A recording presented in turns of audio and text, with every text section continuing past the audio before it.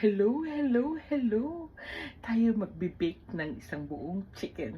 Siyempre, kailangan muna natin i-marinate yan, di ba? Manood kayo! Hugasan muna natin po itong isang buong manok. Yan. At kailangan mahugasan siya. Para malinisan, mabuti, matanggal ang mga kung ano-ano. So, ayun siya. Ayan. Tapos patuyuin yan hanggang sa maging tuyong-tuyo.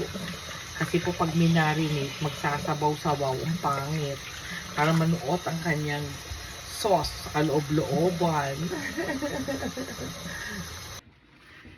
Pagkatapos nating patuyuin ang ating manok, sa pagkakahugas, kailangan patuyuin pa rin po natin. Kasi para hindi siya magtubig kapag nilagyan na siya ng sauce. Yan. Simple lang po ang sauce na ginagamit ko dyan, actually. Yan. Yung medyo tuyong-tuyo. Para masarap ang ating manok. Hindi po magtutubig kapag babaranan natin. Ayan. Una, ang bawang. Tignan nyo yung bawang ko. Ang dami, diba? Hindi mo lang yan doon sa loob. Pwede din dito sa labas. Lagyan mo ng asin. Kahit doon sa loob. Paminta.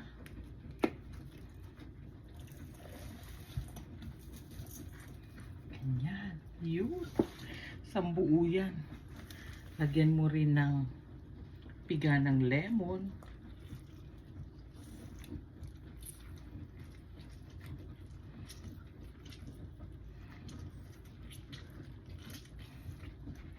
Samahan mo ng Maricharap. Beke naman. Beke naman. Yan po yung nagpapalasa at isa sa nagpapasarap ng ating ulam. Diba?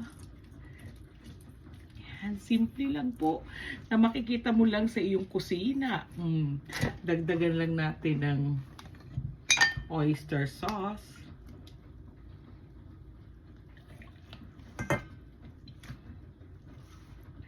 Ayan, ang ating ketchup. O, diba? Parang barbecue na, parang baked chicken ba to? Naku po, pag natikman nyo ang aking baked chicken, mapapawaw po kayo. Ang ating last ingredients po is ang ating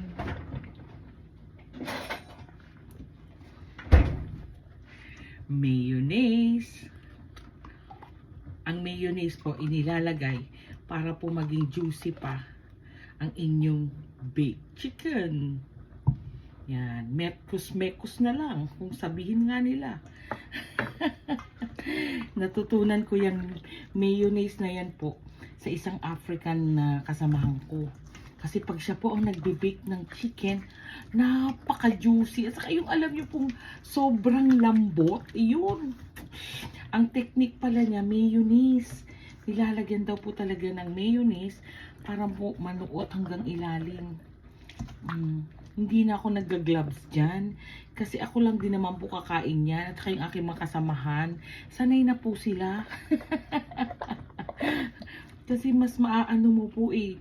Mas mahahalo mo siya. Tikman ko nga. Sarap. Ang sarap na po. At saka ang bango. Ang bango ng ketchup, ng mayonnaise. Lumalasa na.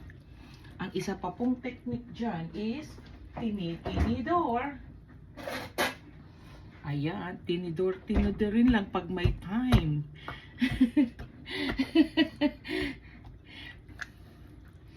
Ayan, kailangan mo siyang tinitinidorin para po manuot hanggang ilalim po ang ating chicken.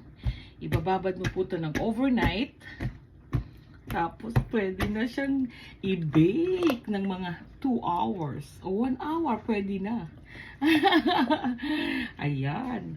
O, diba? Diyan mo na rin po piga-pigain yan. At saka marinated siya. I-stay po natin siya ng mga overnight. Ayan. Pwede naman siguro mga 2 hours. Lagyan natin ng plastic. Tatakpan natin yan. I-marinate po natin yan ng 1 night.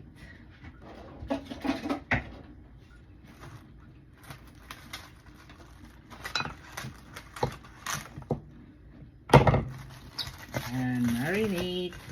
Ibababad po ng mga overnight. Malalaan yan bukas ang ating baked chicken. Abangan.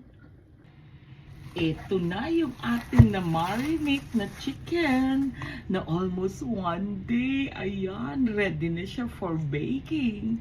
Ilalagay na natin siya sa kanyang lalagyanan. Tignan nyo po kapag medyo, pag talaga pong tuyo-tuyo yung pagkakamarinate nyo, konti lang yung sabaw. Tapos isasama natin yan dyan. Ayan, ready na siya, di ba? Ibibake po natin yan ng 360 degrees for almost 2 hours. O pwede naman 1.5. Let's see. Waging resulta niyan. Wait lang yan natin ng mga... Titignan natin. Pero maximum 2 hours po yan para mas bake lang po siya. Double burner and 180 degrees lang daw po. Kasi baka naman masunog. Pero let's see. Sisilipin natin yan ulit later. Unang silip. Pangalawang silip. Malapit na siya. Ang ating finished product. Ang ating baked chicken. Kailangan tikman niya. Mainit-init pa. Palamigin lang ng konti. Tikiman time! Ang masarap po dito ay yung puwet.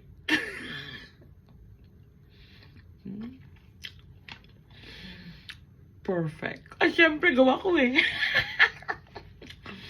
Tignan niyo po kung gaano siya kalambot. Sarap.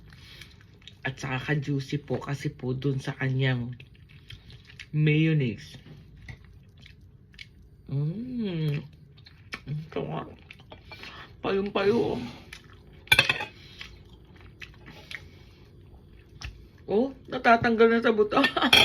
1.5 lang po. Yes! Yes! Yes! Yung iba po niyan, ibabaon ko na, syempre. Magto-2 na naman ako. Yung pa yung sinasabi ko sa inyo kapag nilagyan nyo ng mayonnaise yung marinated nyo, ang sarap. At yung sinasabi kong pagkalambot-lambot. Sobrang enjoy. Ngayon. Ayan. O, diba? Thank you po for watching. Sana po nag-enjoy kayo sa ating munting paggawa ng baked chicken. Hanggang sa pagtikim nyo to, pa-share, likes, and comments. Don't forget to follow me for more. See you in my next video. Don't skip ads. God bless you.